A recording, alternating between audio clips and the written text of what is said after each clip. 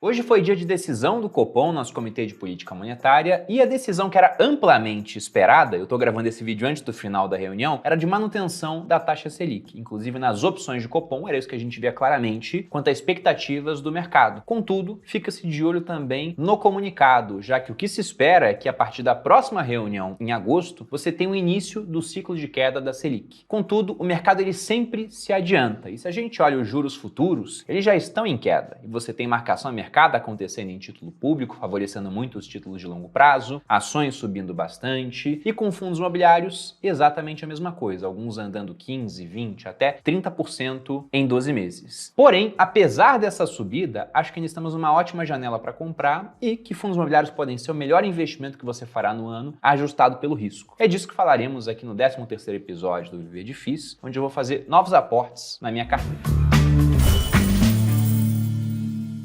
E aí, pessoal do Você Mais Rico, quem fala aqui é Bruno Perini, criador do canal. E como sempre aparece no Viver de FIIs e Viver de Ações, eu vou consultar as movimentações da minha carteira, o consolidado de rentabilidade, através da plataforma MyProfit, que eu me orgulho muito em dizer que foi criada por um aluno do Viver de Renda, na turma 10, o Rodrigo Poveron. Eu uso para consolidar minha carteira, olhar a parte de rentabilidade, gerar DARF, por exemplo, se for necessário, controlar a questão de compensação de prejuízo e também me auxilia muito na parte de imposto de renda. Esse foi ano que eu gastei menos tempo com imposto, isso que eu ainda fui meio teimoso, que dá para fazer em ainda menos tempo usando a ferramenta automática do MyProfit, como eu já mostrei em vídeos aqui no canal. Para quem quiser contratar o MyProfit, há um link aqui na descrição com um desconto de 10% para que você possa usar a versão Pro do aplicativo, mas também há como você usar uma parte gratuita. Então, para você que acompanha a série e gosta da maneira como os dados são expostos, fica o convite para conhecer o MyProfit. Entrando agora no assunto do vídeo, no último episódio do Viver de FIIs, nosso episódio 12, quando a carteira aqui do canal completou finalmente um ano, eu expliquei para vocês por que os fundos imobiliários estavam andando tanto com base na questão da queda da taxa de desconto, ou seja, a queda dos juros futuros, que são os juros que realmente importam para a precificação dos ativos de risco, já que a Selic é uma taxa muito focada em curto prazo, apesar de também ser importante, né? Sobretudo quando falamos de empresas que têm dívidas atreladas à Selic, cujo serviço da dívida pode estar asfixiando a operação nesse momento. E quando a gente gravou o episódio 12, o IFIX ele estava com 2.998,16 pontos e já havia subido. E essa subida ela continuou. Agora o IFIX está em quase 3.100 pontos, uma alta de 8,26 em 2023 e de 13,2 desde o fundo que o IFIX fez lá em abril de 2023. Então veja que de abril para cá a gente teve quase uma Selic nesse patamar robusto que a gente tem de alta. E aí eu convido vocês a assistirem o último episódio, na verdade todos os episódios dessa série, mas relembrando um pouco do que eu expliquei do porquê os fundos imobiliários estão se apreciando nesse cenário. A gente usou a conhecida fórmula de Gordon, que precifica um ativo pelo seu dividendo dividido por K menos G, onde K é essa taxa de desconto, esses juros de longo prazo, cada analista vai usar um K diferente, e o G é um growth, ou seja, o crescimento dos dividendos, que também vai mudar de acordo com quem faz a conta. E o objetivo não era chegar no valor justo dos fundos imobiliários aqui da carteira, mas mostrar apenas como a questão da queda da taxa de desconto faz com que o preço dos fundos imobiliários tenha que ser mais alto. E esse movimento ele continua acontecendo, apesar do ciclo da Selic não ter se iniciado ainda. E de não sabermos se esse início vai ser realmente agora, como eu disse, estou gravando o vídeo antes da reunião do Copom. O Copom geralmente não quer surpreender o mercado, né? Desancorar expectativas, ou se vai ser em agosto, ou não vai ser em agosto, porque nos Estados Unidos o pessoal decide aumentar ainda mais os juros, levam mais incerteza para o mercado. Mas o ponto é que só a expectativa de que isso irá acontecer no horizonte próximo já está fazendo o preço de muitos ativos de risco subir. Contudo, e se demorar mais para acontecer? Ou se quando começar a acontecer, a Selic não cai até os patamares que o mercado está esperando hoje? E quando eu digo mercado, eu pego, por exemplo, o preço de título público. Se você pega lá um Tesouro Selic 2029, um pré-fixado 2029 e um IPCA+,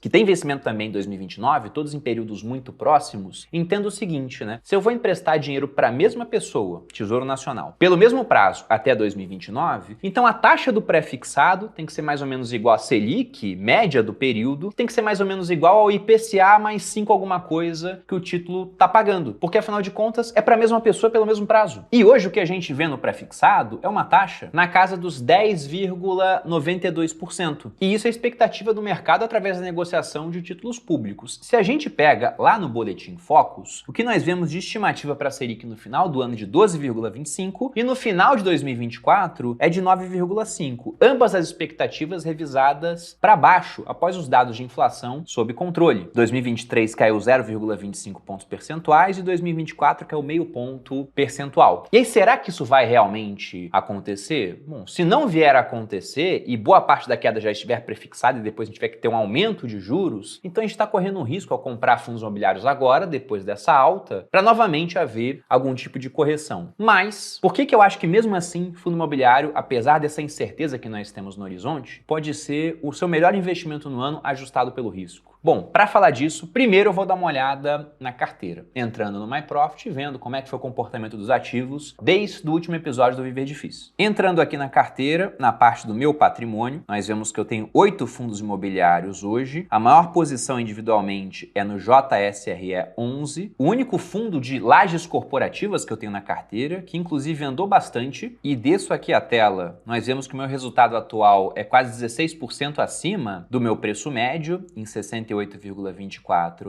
Mas se a gente pega desde o começo de abril, dia 6, que é mais ou menos o fundo do IFIX, esse fundo subiu quase 30%. Então por isso que agora ele ocupa a primeira posição da carteira em termos de percentual. 18% do meu capital investido apenas no JSRE 11. E o detalhe é que esse fundo ainda é o mais descontado da carteira se a gente pega, por exemplo, o preço sobre valor patrimonial. Olhando aqui no Status Invest, veja que ele está negociando a 70% do seu valor patrimonial. Nenhum outro fundo imobiliário que eu tenho aqui na minha carteira negocia com um desconto tão grande. Mas como já é a maior posição, e também é um fundo que ele não paga um dividendo tão grande assim, sobretudo depois que a cota se apreciou bastante, então não pretendo fazer novos aportes no JSRE 11 por enquanto. Já no restante da carteira, a gente tem aqui cerca de 17% em LVBI 11, nosso fundo de galpões logísticos, mais 17% no RBRF 11, um fundo de fundos que eu tenho. Pegando a parte dos fundos de papel, KCRE 11, RBRY 11 e KNSC 11, com mais ou menos aí 12% no KCRE, os outros dois abaixo de 10%.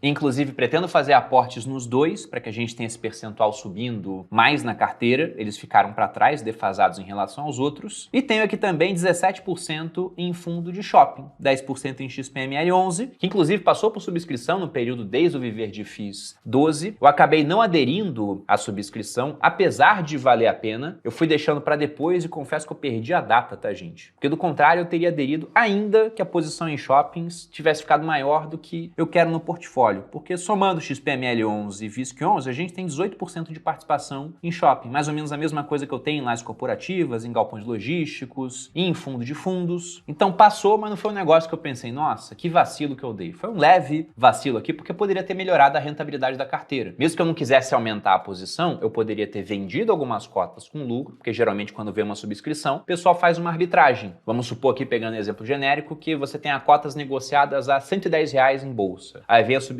e você tem o direito de preferência de comprar novas cotas a R$ 100. O que muita gente faz é vender as cotas em bolsa, com mais gente vendendo que comprando, elas caem, até chegar quase no valor da subscrição. Então você pode vender a quantidade que você tem de direitos de preferência na subscrição e exercer esse direito de subscrição em novas cotas do fundo imobiliário. Acabou que eu não fiz isso. Poderia ter feito. E para facilitar a visão, eu vou olhar aqui, clicando no agrupar por minha categoria, porque isso já mostra no final os fundos dentro de categorias maiores, e nós vemos que em FOF eu tenho 17, galpão logístico 17, shoppings quase 18, lajes corporativas 18, e recebíveis imobiliários está levemente abaixo de 30. E eu havia comentado no episódio anterior que eu queria ter mais ou menos 35% da carteira em recebíveis imobiliários. E já cheguei a ter esse percentual, só que como os outros fundos imobiliários andaram mais no período, até porque vários dos fundos que eu tenho de papel, eles têm CRIs FIIs que estão pagando IPCA mais alguma coisa. Como o IPCA está vindo baixo, a distribuição do provento acaba sendo mais baixa, e aí o pessoal fica só de olho em distribuição de provento no presente, acaba vendendo as cotas desses fundos e comprando aqueles que vão ter um maior ganho de capital, uma apreciação maior no período. Então, como eu disse, eu quero comprar um pouco mais daqueles que ficaram para trás, que é o KNSC e o RBRY11. Indo para outras telas, vamos dar uma olhada aqui em minha rentabilidade, olhando a carteira nos últimos 12 meses, e já temos esse período completo agora para fazer o comparativo. A carteira focada especificamente em fundos imobiliários está rendendo 23,29% nos últimos 12 meses. O melhor benchmark de comparação, já que só temos fundos imobiliários aqui, é o IFIX, que no período avança 11%. Então veja que a carteira está dando mais do que o dobro do IFIX. Também ganha do CDI, que está em 12,85% nos últimos 12 meses. Do IPCA nem se fala, está bem baixo, está aqui em 4,27%. O Ibovespa deu uma bela reagida nos últimos tempos, subindo 21,64%. Mas a carteira, comparado a todos esses índices aqui, ainda está ganhando. Se a gente olha aqui abaixo, nós vemos a movimentação da carteira, a linha verde. Ela subiu muito de início, ganhando de tudo. Depois ela caiu bastante. Aí o CDI acabou passando. Você teve a Bolsa também passando a carteira durante um bom período. Aí depois ambos reagindo. Fundos imobiliários antes do Ibovespa. E agora a carteira está ganhando de tudo, mas o Ibovespa está correndo bem atrás do prejuízo, digamos assim. Só que o que mais me interessa, como eu disse, é a comparação com o IFIX. Estamos muito bem nessa comparação. Aqui a evolução do patrimônio e também dos proventos. Mostrando aí que no último mês eu recebi 3.656,16. Indo para essa parte de proventos, descendo aqui a tela e vendo os pagamentos, veja que no mês de junho que nós tivemos um recebimento recorde de proventos, R$ 4.008,51, com yield on cost, ou seja, o que eu ganho de provento comparado ao preço médio da minha carteira, em praticamente 1%. Esse dado aqui está diferente do dado de proventos da tela anterior, porque lá nós temos só o que já caiu no mês, sendo que o XPML vai pagar no dia de amanhã. Então aqui já conta com esse pagamento. E aí temos dois recordes, né? Em termos absolutos, mais dinheiro recebido e também de yield on cost, porque o máximo que eu já cheguei aqui de yield on cost foi 0,99%, que era inclusive algo que eu falei lá no começo dessa série como objetivo no curto prazo para essa carteira. Porque se a Selic, os juros de longo prazo começarem a cair demais, naturalmente os fundos imobiliários vão subir muito e com a apreciação das cotas enquanto o dividendo não consegue acompanhar, você vai acabar tendo um dividendo menor. Embora no yield on cost eu esteja travado no preço médio que eu comprei.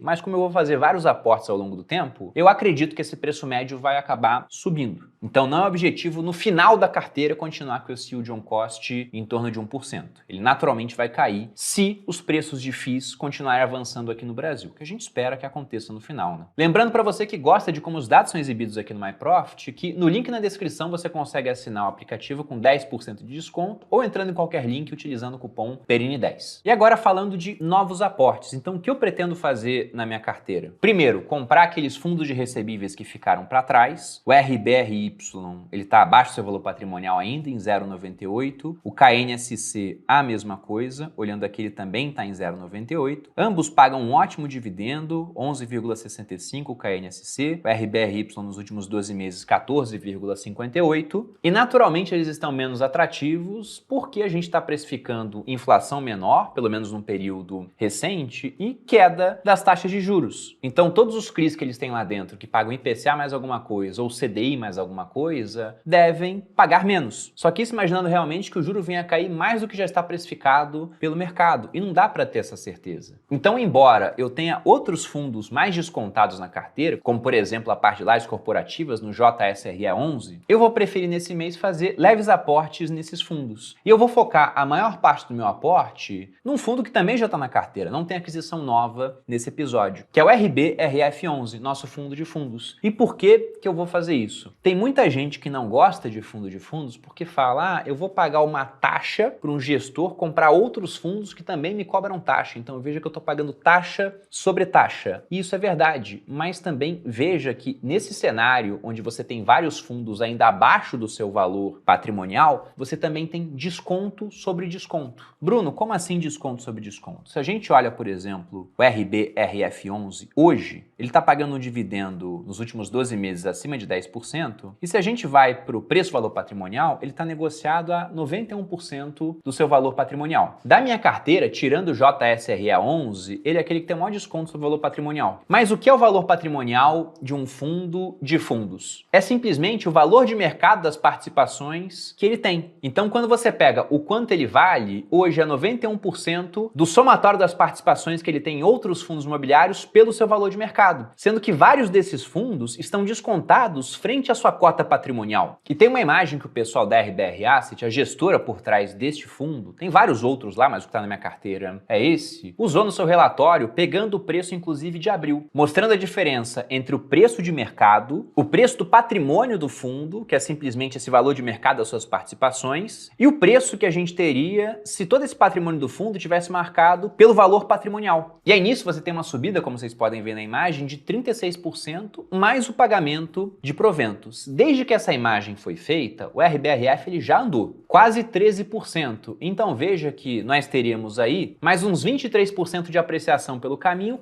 se esse cenário vier a se concretizar. E pode ser que ele venha a se concretizar, porque o mercado brasileiro ele é meio bipolar. Talvez não só o brasileiro, o mercado no geral. Mas aqui no Brasil a gente saiu de alguns meses do pessoal falando que a gente ia virar uma Argentina, e agora tem muita gente enxergando o Brasil como uma Suíça. E eu não acho que nem tanto ao céu, nem tanto ao inferno, o Brasil é simplesmente o que ele é. Aquele aluno nota 4, que quando pega a recuperação, estuda, passa de ano, e o pessoal fala, nossa, o Brasil é inteligente, ano que vem ele vai bem. Só que ele volta a usar drogas e volta a tirar 4 e fica nesse ciclo eternamente. Então esse último cenário talvez não seja um cenário que vai acontecer agora, mas naquela época de taxas de juros muito baixas, você teve vários fundos imobiliários negociando com um prêmio frente ao seu valor patrimonial. Então caso isso venha a acontecer novamente, aí eu vou poder vender esse fundo imobiliário aqui com um belo ganho, porque eu vou ter tido ganho em cima de ganho, embora eu pague uma taxa em cima de outra taxa, mas conseguindo também muito mais diversificação para o meu portfólio. Já que ele tem, como vocês podem ver na imagem, posição em cerca de 19 fundos, sendo que desses 19, 14 são fundos de tijolo, que são aqueles que num cenário positivo devem subir mais. Ou seja, eu tenho um dividendo bom para ganhar, tenho muito ganho de capital que pode acontecer com o trabalho do próprio gestor e com o meu trabalho no final, caso eu veja que, olha, já está na hora de vender esse fundo porque ele está muito bem precificado e no mercado de fundos imobiliários a gente sempre tem fundos que ficam largados, porque é um mercado que tem muita pessoa física, simplesmente coloca lá ranking de dividendos e compra aquilo que paga mais e nem olha o restante. E por que fundo imobiliário pode ser o melhor investimento do ano? Ajustado ao risco. Porque em retorno apenas você pode ganhar muito dinheiro com algo onde você corria um risco absurdo. Comprando uma meme coin, uma criptomoeda sem pé nem cabeça, que sobe 1000%, mas tem um risco de a zero no dia seguinte. Agora, em fundo imobiliário, depois de tudo que eu falei aqui, repare o seguinte, se o juro cair, eu tenho a parte de tijolo valorizando. Se o juro não cair, você tem a parte dos fundos de papel, que vai estar te pagando CDI mais alguma coisa, e provavelmente o juro não vai cair muito porque a inflação está começando a reagir para cima. Então tem uma carteira onde eu fico redeado, com possível ganho de capital, mas uma proteção caso isso não venha a acontecer, e dividendo caindo todo mês com yield on cost em 1%.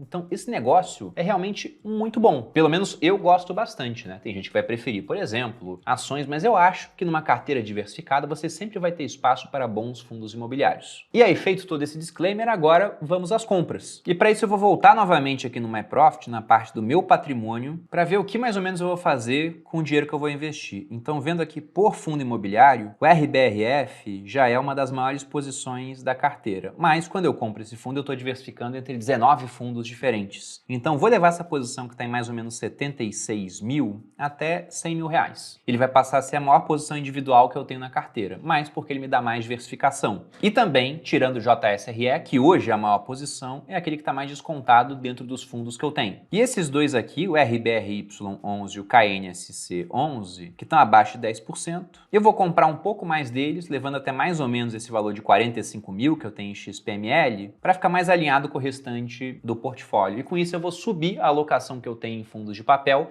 até mais próximo daquela meta de 35%. Então, colocando 5 mil em cada um e mais uns 24 mil aqui em RBRF, eu vou investir cerca de 34, 35 mil no arredondamento nesse episódio. E agora, vamos às compras. Estou com o home broker da corretora aqui aberto. Já tenho o RBRF aqui e a sua negociação. Veja que é um fundo que não tem muita diferença entre o melhor preço de compra e venda, né? O spread é baixo. Coloco aqui mais ou menos 24 mil para comprar, 324 cotas. O preço, vou deixar em R$ 74,90 mesmo. Coloco a minha assinatura e dou a ordem de compra. Então, ordem já totalmente executada. Mudo aqui para RBRY11. Também está aqui com spread muito baixo, apenas 1 centavo. Vou comprar mais ou menos uns R$5.000. Isso deve dar umas 50 cotas. Então deixa aqui as 50. Vou colocar essa 9645, só para não executar de uma vez igual a outra. Então entrou na fila, veja aqui. E vou comprar também o KNSC. Coloquei aqui 56 cotas, o valor já um spread um pouco maior, de 4 centavos entre as ordens, agora aumentou para 6 centavos. Vou deixar minha ordem ali em cima de todas. 86, agora baixou bastante aqui, 86,58, aliás, 88,58.